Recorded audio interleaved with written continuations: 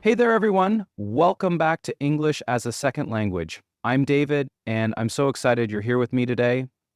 There's nothing I love more than sitting down with you and diving into topics that really matter in our everyday lives, especially when we're thinking about how to use English in real-world situations. Today, we're continuing our IELTS series, and I have to tell you, this is one of those topics that comes up again and again in IELTS speaking and writing tasks. But more than that, it's something that affects all of us who love to travel or dream about exploring the world.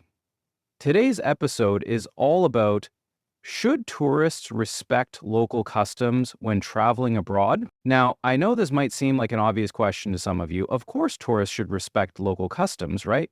But when you really start thinking about it, there are so many layers to this topic. What exactly does it mean to respect local customs? How far should tourists go to adapt to local ways of life? And what happens when local customs conflict with a tourist's own values or beliefs?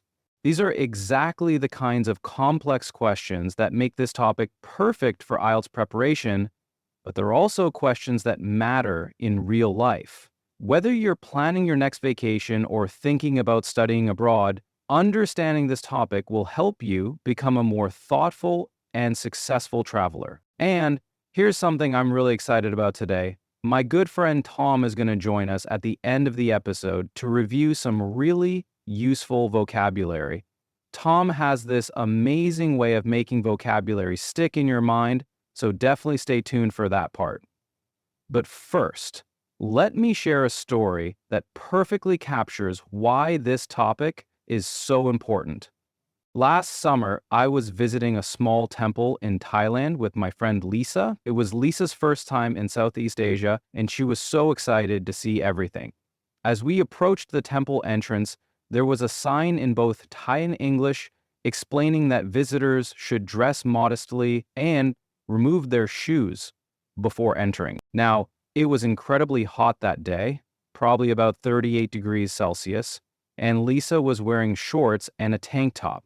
She looked at the sign, then looked at me and said, "David, I'm so hot. Do I really have to cover up just to look at a building? I mean, I'm not even religious." This moment really stuck with me because it highlighted something so important about traveling.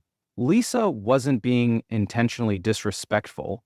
She was just thinking about her own comfort and her own perspective. But she was missing something crucial about what it means to be a respectful visitor in someone else's culture. I gently explained to Lisa that when we visit sacred places, we're not just looking at buildings, we're entering spaces that are deeply meaningful to local people. The dress code wasn't about religion, it was about showing respect for the beliefs and traditions of the community we were visiting. Lisa ended up buying a scarf to cover her shoulders and borrowed a long skirt from another tourist. And you know what? She told me later that taking that extra step to dress appropriately actually made her experience more meaningful. She felt like she was showing respect for the local culture, and that made her feel more connected to the place she was visiting. This story illustrates something really important about cultural respect when traveling. It's not just about following rules because someone tells you to. It's about recognizing that when we travel, we're guests in someone else's home. And being a good guest means showing consideration for the values and traditions of our hosts. But let's step back and think about what we mean when we talk about local customs. Local customs are the traditional practices, behaviors, and social norms that are important to people in a particular place. These might include things like how people greet each other, what they wear in certain situations, how they behave in religious or sacred spaces, what's considered polite or rude in social interactions, and how they celebrate important events. Some customs are obvious to outsiders. For example, most tourists know that they should remove their shoes when entering someone's home in Japan, or that they should dress conservatively when visiting churches in Europe. But other customs are more subtle. They might include things like how loudly it's appropriate to speak in public, whether it's okay to take photos of people without asking, or how to behave when eating in local restaurants. The challenge for tourists is that customs that seem perfectly normal in their home country might be considered rude or inappropriate somewhere else, and customs that are important to local people might seem unnecessary or strange to visitors who don't understand the cultural context. This is where the concept of cultural sensitivity becomes really important. Cultural sensitivity means being aware that different cultures have different ways of doing things and being willing to adapt your behavior to show respect for those differences. It doesn't mean you have to completely change who you are when you travel, but it does mean being thoughtful about how your actions might affect the people around you. Hmm. Let me give you another example. My colleague Mark told me about a trip he took to Morocco a few years ago. Mark is a very friendly, outgoing person, and at home in Canada, he's used to making small talk with strangers and asking personal questions as a way to be friendly. When Mark arrived in Marrakech, he continued this behavior. He would ask shopkeepers about their families, comment on women's clothing, and try to shake hands with everyone he met. He thought he was being friendly and showing interest in local culture. However, Mark didn't realize that in Moroccan culture, there are different norms around personal space, gender interactions, and what kinds of questions are appropriate to ask strangers. Some of his well-intentioned friendliness was actually making people uncomfortable. Fortunately, Mark was staying with a local family through a homestay program, and his host gently explained some of these cultural differences to him. Mark learned that showing respect in Morocco might mean being more reserved in certain situations, asking permission before taking photos, and understanding that friendliness could be expressed in different ways than he was used to. Once Mark understood these cultural norms, he adjusted his behavior accordingly. He found that people were actually more welcoming and friendly toward him when he showed that he understood and respected their customs. His experience became much richer because he took the time to learn about and adapt to local ways of doing things. This brings us to an important point about why respecting local customs matters. When tourists make an effort to understand and follow local customs, it creates positive interactions between visitors and local communities. Local people appreciate when tourists show respect for their culture, and this appreciation often leads to more meaningful connections and authentic experiences. On the other hand, when tourists ignore or dismiss local customs, it can create tension and negative feelings. Local people might feel that tourists see their culture as unimportant or inferior. This kind of cultural insensitivity can damage relationships between tourist destinations and the visitors they depend on economically. I think about this in terms of reciprocity. Reciprocity means treating others the way you would want to be treated. If people from other countries visited your hometown, wouldn't you want them to show respect for your local customs and traditions? Most of us would feel hurt or offended if visitors to our country acted as if our cultural practices were silly or unimportant. Let me share another perspective on this topic. Sometimes people argue that tourists shouldn't have to change their behavior when they travel because they're paying customers who are contributing to the local economy. They might say, I'm spending my money here, so I should be able to act however I want. I understand this perspective, but I think it misses something important about what travel is really about. Yes, tourism is an economic transaction, but it's also a cultural exchange. When we travel, we're not just buying a service. We're entering into a relationship with a different culture and community. Think about it this way. If someone came to your house for dinner and they paid you for the meal, would that give them the right to put their feet on your furniture, criticize your cooking, or ignore your house rules? Probably not. Being a paying customer doesn't automatically give someone the right to disregard the values and customs of their hosts. Moreover, showing respect for local customs often enhances the travel experience rather than limiting it. When you make an effort to understand local ways of doing things, you often discover aspects of the culture that you wouldn't have noticed otherwise. You might learn about the historical significance of certain traditions, or you might gain insights into how different societies have solved universal human challenges. Remember reading about a traveler who visited India and initially felt frustrated by what she perceived as inefficiency in Indian business practices. Meetings started late, decisions took longer than she expected, and there seemed to be endless discussions about details she thought were unimportant. However, once she took the time to understand the cultural context, she realized that this approach to business was actually based on different values.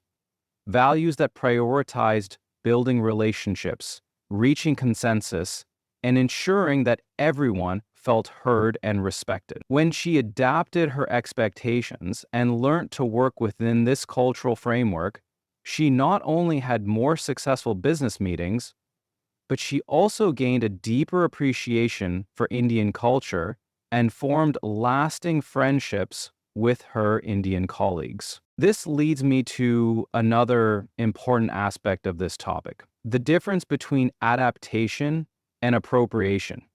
When we talk about respecting local customs, we don't mean that tourists should try to completely adopt the local culture or pretend to be something they're not. That can actually be disrespectful in its own way. Cultural appropriation happens when people take elements of a culture that doesn't belong to them and use them inappropriately or without understanding their significance. For example, wearing traditional religious symbols as fashion accessories, or participating in sacred ceremonies without understanding their meaning. Respectful adaptation, on the other hand, means making reasonable adjustments to your behavior to show consideration for local customs while still being authentic to who you are. It means learning about the cultural significance of different practices and responding appropriately. Let me give you a practical example. If you're visiting a country where it's customary to bow when greeting someone, you don't need to master the perfect traditional bow, but making a small effort to bow slightly instead of offering a handshake shows that you recognize and respect the local greeting customs. Now, I want to address a question that some of you might be thinking about. What should tourists do when local customs conflict with their own values or beliefs? This is a complex issue, and there's no simple answer that works for every situation. For example, what should a female tourist do if she's visiting a country where women are expected to cover their hair, but covering her hair goes against her personal beliefs about gender equality?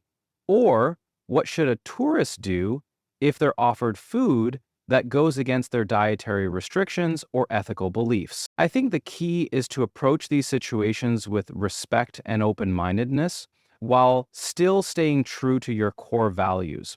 In many cases, there are ways to show respect for local customs without completely compromising your own beliefs.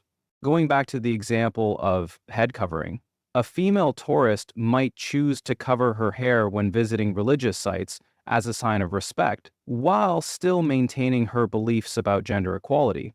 She's not changing her fundamental values, she's making a temporary adjustment to show consideration for local customs in specific contexts. When it comes to food, a vegetarian tourist visiting a culture where meat eating is central to social customs might politely explain their dietary restrictions while expressing appreciation for the gesture of hospitality. Most people understand and respect genuine dietary limitations when they're explained with kindness and appreciation. The important thing is to approach these situations with humility and a willingness to learn. Sometimes what initially seems like a conflict between your values and local customs turns out to be based on misunderstanding or limited perspective. Other times, there really are fundamental differences, but those differences can be navigated with respect and open communication. I want to share one more story that I think illustrates this beautifully. My friend Sarah was traveling in rural Guatemala, and she was invited to participate in a traditional ceremony honoring local ancestors. Sarah is not particularly religious, and some aspects of the ceremony were outside her comfort zone. However, Sarah recognized that this was a special honor. The local community was inviting her to participate in something deeply meaningful to them. So she approached the situation with curiosity and respect. She asked questions about the significance of different parts of the ceremony. She followed the guidance of her hosts, and she participated to the extent that felt comfortable for her. Sarah told me that this experience became one of the most memorable and meaningful parts of her entire trip. By showing respect for local customs, even when they were unfamiliar to her, she was able to connect with the local community in a way that would have been impossible otherwise. This brings me to one of the most important benefits of respecting local customs when traveling. It opens doors to authentic cultural experiences that would otherwise be unavailable to tourists. When local people see that visitors are making an effort to understand and respect their culture, they're often more willing to share aspects of their lives and traditions that they wouldn't normally share with outsiders. These authentic experiences are often what travelers remember most fondly about their trips. They're the moments that transform a vacation from a series of tourist activities into a genuine cultural exchange that broadens perspectives and creates lasting memories. From a practical standpoint, respecting local customs also makes travel safer and more enjoyable. When you understand local social norms, you're less likely to accidentally offend someone or find yourself in an uncomfortable situation. You're more likely to receive help and kindness from local people, and you're more likely to have positive interactions that enhance your travel experience. I also want to mention that in our increasingly connected world, the way tourists behave abroad can have lasting impacts on how local communities view people from their home countries. When tourists consistently show respect for local customs, they create positive associations that benefit future travelers from their countries. Conversely, when tourists are consistently disrespectful, they can create negative stereotypes that make things more difficult for future visitors. And as we think about this topic in the context of IELTS preparation, it's worth considering the different perspectives you might be asked to discuss in an IELTS speaking or writing task. You might be asked to argue for why tourists should always respect local customs. Or you might be asked to consider situations where tourists might reasonably choose not to follow certain local practices. The key to success in IELTS tasks on this topic is to show that you can think about the issue from multiple angles while clearly expressing your own position. You want to demonstrate that you understand the complexity of the issue while still being able to take a clear stance and support it with logical reasoning and relevant examples. For instance, you might argue that tourists should generally respect local customs because it shows consideration for local people, enhances the travel experience, and promotes positive cultural exchange. But you might also acknowledge that there could be exceptional circumstances where tourists might reasonably choose not to follow certain practices, especially if those practices conflict with fundamental human rights or personal safety. The important thing is to approach the topic with nuance and sophistication, showing that you can think critically about complex cultural issues. Now, before I bring Tom in to review our vocabulary, let me ask you a few questions to help you think more deeply about this topic. These are the kinds of questions you might encounter in an IELTS speaking test, so they're great practice for you. First, can you think of a time when you had to adapt to different customs or social norms? This might have been when traveling, when moving to a new place, or even when joining a new school or workplace. How did you handle that situation and what did you learn from it? Second, what do you think are the most important customs for tourists to respect when visiting your country? Are there specific behaviors that would be considered disrespectful or inappropriate by people in your culture? Third, have you ever been in a situation where someone else's customs or traditions seemed strange or uncomfortable to you? How did you handle that situation? And looking back, what would you do differently? Fourth, do you think there are any universal customs or values that should apply to all travelers regardless of where they're going? Or do you think everything should be relative to local culture? And finally, how do you think technology and social media are changing the way tourists interact with local customs? Are people more aware of cultural differences now or less aware? These are complex questions, and there aren't necessarily right or wrong answers. The important thing is to think through your own perspectives and be able to express them clearly in English. Hi, everyone. Tom here, David's friend, and I'm really happy to be with you today to go through some of the key vocabulary from this episode. You know, when David and I were preparing for today's show, we realized there were some really important words that came up naturally in our discussion, and I thought it would be helpful to explore them a bit more together. So let's start with something we heard a lot today. When we talk about traveling to different places, we often use the word customs. Now, customs are basically the traditional ways that people in a particular culture do things, their habits, their social rules, the things they consider normal and important. For example, in Japan, it's a custom to bow when you meet someone new. Let's practice that together. Repeat after me. In Japan, it's a custom to bow when you meet someone new. One more time. In Japan, it's a custom to bow when you meet someone new. Great. Now, something that goes hand in hand with customs is the idea of being respectful. When we say someone is respectful, we mean they show consideration and appreciation for other people's feelings, beliefs, and traditions. Here's a nice example. The tourists were very respectful when they visited the mosque. They followed all the dress codes and spoke quietly. Oh, let's say that together. The tourists were very respectful when they visited the mosque. They followed all the dress codes and spoke quietly. And again, the tourists were very respectful when they visited the mosque. They followed all the dress codes and spoke quietly. Perfect. Moving on, David mentioned something really important about being authentic. When we describe someone or something as authentic, we mean they're genuine, real, and true to themselves, not fake or pretending to be something they're not. So an authentic travel experience might be one where you really connect with local people and culture in a genuine way. Here's how we might use it. She wanted an authentic experience of Italian culture, not just tourist attraction. Let's practice. She wanted an authentic experience of Italian culture, not just tourist attractions. Once more, she wanted an authentic experience of Italian culture, not just tourist attractions. Excellent.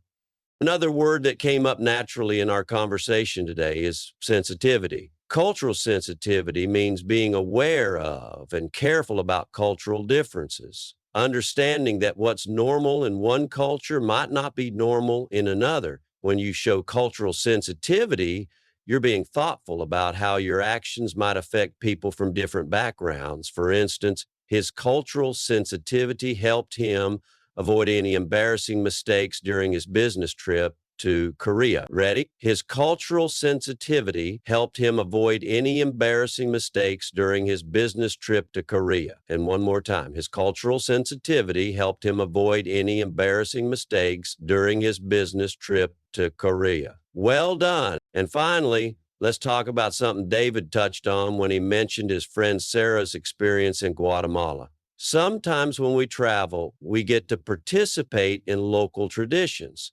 Traditions are customs or beliefs that have been passed down from generation to generation in a culture. They're often special ceremonies, celebrations, or ways of doing things that have deep meaning for local people. Here's a good example. The wedding ceremony included many beautiful traditions that had been in the family for hundreds of years. Let's practice together. The wedding ceremony included many beautiful traditions that had been in the family for hundreds of years. One more time. The wedding ceremony included many beautiful traditions that had been in the family for hundreds of years. Fantastic. I really hope these vocabulary explanations help you feel more confident using these words in your own conversations. Remember, the best way to make vocabulary stick is to use it in real situations. So try to find opportunities to practice these words when you're talking about travel or culture with your friends. Thanks so much, Tom. I always love how you make vocabulary feel so accessible and practical. Those are exactly the kinds of words that will help our listeners express themselves more clearly when they're discussing travel and cultural topics, whether in IELTS tests or in real conversations. As we wrap up today's episode, I want to leave you with this thought.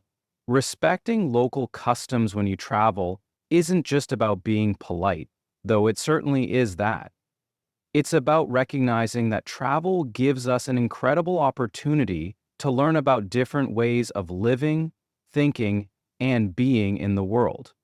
When we approach travel with humility and curiosity, when we're willing to step outside our comfort zones and see things from new perspectives, we don't just become better travelers, we become better global citizens. We develop empathy, cultural awareness, and the ability to connect with people who are different from us. These are skills that will serve you well, not just when you're traveling, but in every aspect of your life. So, the next time you have the opportunity to travel, whether it's to a neighboring city or to a country on the other side of the world, I encourage you to approach it as a chance to learn and grow. Do your research before you go. Learn about local customs and traditions. Be willing to adapt your behavior to show respect for your hosts. And most importantly, stay curious and open-minded. Remember, every expert traveler started as a beginner. Every person who seems naturally comfortable in different cultures once felt nervous about saying or doing the wrong thing. The key is to start where you are, to be willing to make mistakes and learn from them, and to always approach other cultures with respect and genuine interest. Thank you so much for joining Tom and me today on English as a Second Language. I'm David, and it's been such a pleasure exploring this topic with you. Keep practicing your English, keep thinking about these important cultural questions, and remember that every conversation you have, every episode you listen to, every word you learn is bringing you closer to your goals. I'll be back next week with another episode in our IELTS series where we'll tackle another thought-provoking topic that's perfect for exam preparation and real-world application. Until then, keep learning, keep growing, and keep believing in yourself. Take care, everyone, and I'll see you next time.